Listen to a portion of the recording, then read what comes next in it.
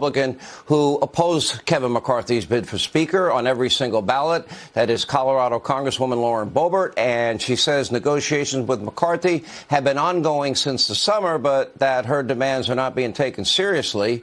Now, meanwhile, Kevin McCarthy's camp is now reportedly trying to determine which of the 20 votes against him are because of a policy disagreement versus a personal vendetta. Here now with reaction is Congresswoman Boebert. Now, Congresswoman, you Town Hall quoted you today saying the president, you said complimentary things about President Trump, needs to tell Kevin McCarthy that, sir, you do not have the votes. It's time to withdraw. Let me turn the tables, Congresswoman. Kevin McCarthy has 203 votes. Your side has 20. So if I'm going to use your words and your methodology and your math, isn't it time for you to pack it in and your side to pack it in, considering he has over 200 and you have 20? Sean, I understand the frustration. I promise you, but I'm not frustrated. He does you didn't not answer have the my votes, question. and we are hearing. We are hearing from many people who are still voting with Kevin McCarthy who are very supportive of what we're doing, and they're cheering us on. So there are more for us than are against us, and they are waiting for Kevin to cave. Okay. The American people are certainly frustrated by. I'm frustrated by you not answering a direct question. You said to President Trump, you said earlier today that President Trump needs to tell Kevin McCarthy, you don't have the votes. We need to come up with a consensus candidate to elect a Speaker of the House. You don't have the votes, and it's time to withdraw. He has 203. Your side has 20. Why is it time for him to withdraw and not you when he has so many more votes? Well, Sean, he needs 218, and he does not have 218. We've been trying to work this out in private, as you said, for months. But Kevin McCarthy didn't even want to listen to us until his disappointing midterms. We all want a unified party. But this isn't chaos. It's a functioning constitutional republic. When everything is said and done, I like the cliche. House Republicans will be stronger and better prepared to lead than we ever have before. I believe that this is what our founding fathers intended, and this is showing that our votes are working. Our votes aren't just a cast. Congresswoman, I'd ask you not to filibuster. Yesterday you voted, and Jim Jordan was your choice. Today it was Byron Donalds who was your choice. Tomorrow, I don't know who you're going to vote for. But the bottom line is you still only have 20 votes. Let me ask you this. Kevin McCarthy... I think we're proving that we're open to a menu of options. You're proving that 20 people don't want Kevin McCarthy at this time. But my question to you is this. We are proving that there are many options. My question to you is, did you support Kevin McCarthy's commitments to America? And do you not believe that he's going to follow through on his written promises? His commitment to America is not as strong as I would like it to be. And we have been working on the rules to change the structure of how Washington, D.C. is run and operated. Sean, you know more than anybody how broken this town is. This is something that we have an opportunity to rebuild, to restructure. Congresswoman, and it takes the right tools and the right leadership to do that. Border security, energy independence, debt reduction, and when earmarks. We asked him to put forward the Texas-built border plan, he refused. And then, well, he's willing to bring back the exact plan that worked under Donald Trump. And then he also has pledged investigations into the FBI and DOJ, the influence peddling of the Biden family, the origins of COVID and Anthony Fauci, the withdrawal from Afghanistan. My question is, right speaker. Do you support? And it's not going to be Kevin McCarthy. Do you support all of those agenda items he promised? Of course I do, but I do not trust Kevin McCarthy at this point to deliver on those promises, especially when I go into good faith negotiations with him, and then he comes out and lies about what those conversations were, saying that members demanded that's your characterization. He's not here to answer. We want... So let me ask you this. He's already apologized to one member in private because he won't apologize to him in public for spreading lies about that meeting. Here's my question. So you and others fought hard for a motion to vacate, with only 5 Republicans able to trigger that motion. Kevin McCarthy didn't want to give it to you, but he did give it to you in the end. To me, that's kind of an insurance policy. Can I finish? But he didn't all the way. He did not. Sure. He gave you what you asked for. And one of the things that I've been asking people, I'm asking you tonight, who is your final choice for Speaker? And if you can't get more than, let's say, 30 votes, will you follow your own advice that you were asking Donald Trump and withdraw?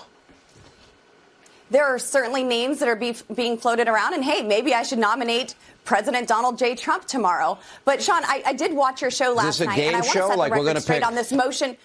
We're going to pick Jim Jordan one day, Donald's the other day, Trump the next day? This motion to vacate, because he did not give us this motion to vacate. I'm showing there's a whole consensus of other candidates. But I'm trying to understand how you're thinking here. This motion to vacate, Sean, you need to understand that Kevin McCarthy did not give us my hard red line. He fought for it. And this is a century-old, no, he did not.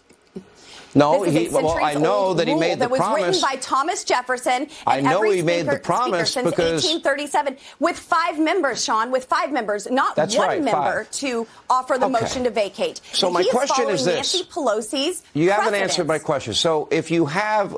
You cannot demand more responsibility. Yesterday you supported Jordan. Today you're supporting Sean. Donald. That's not the way this works. We need a check and a balance on the third in line. Who is your fight? Let's have a final answer. Who do you want to be Speaker of the House? For the conference to decide. We need to come together. Who do you want? I'm asking who you want. What does it look like, life after Kevin? We need to find somebody who can actually unify the Republican Party. I have offered plenty of names. Let some other folks start offering other alternatives. 103 people, and you have 20. I respect the 20 of you. I respect all of you. But I'm asking you, based on your own words, who is your final? Let's have a final answer. Who do you want? Who will you only support to be Speaker? It's not that hard. I am willing to have conversations with the Republican conference to come up with a consensus candidate. We are offering people right now. It doesn't have to be a member of the Freedom Caucus. It doesn't even have to be a solid conservative. By the way, but we have more than to have half those the Freedom Caucus supports McCarthy. So you don't even have a name. Because and we're now going into day 3. Are afraid when you are threatened by committee chairmen to not be placed by steering mitter. Right, let me ask a final question. If your final candidate on a committee, and then Kevin McCarthy affirms that, that's a scary place to be. We are here to legislate. We are here to get the country back on track. And when you have people making threats like that, it's difficult to make that decision. But we are going to get there. I am fine doing this. We're in day 2. It's okay. The government isn't spending money, sending it to Ukraine. So the American taxpayers are certainly winning. Politically, Congresswoman, you agree. And I agree on most things. We don't disagree on many things. Yes, we do, Sean. And I do have respect for you. And I believe that history will show that I'm on the right side of this, Sean.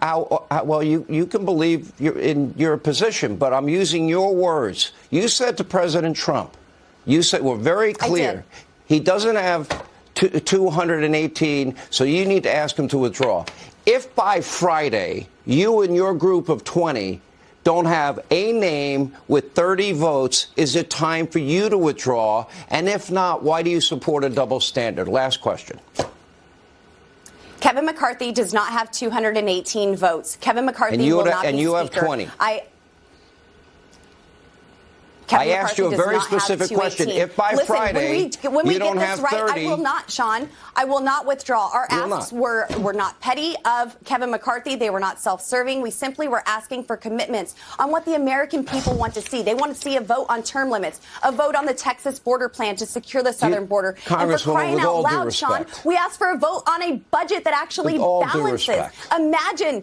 Imagine a Congress that stops spending money that we don't have. We are going to get this right, and we are going to get the right Speaker, Sean. If you only have 30, to be clear, you will not withdraw. 30 is going to be a beautiful number to reach. But you're telling Kevin McCarthy and the 203 people that support him to withdraw because they don't have 218. That's what you're saying.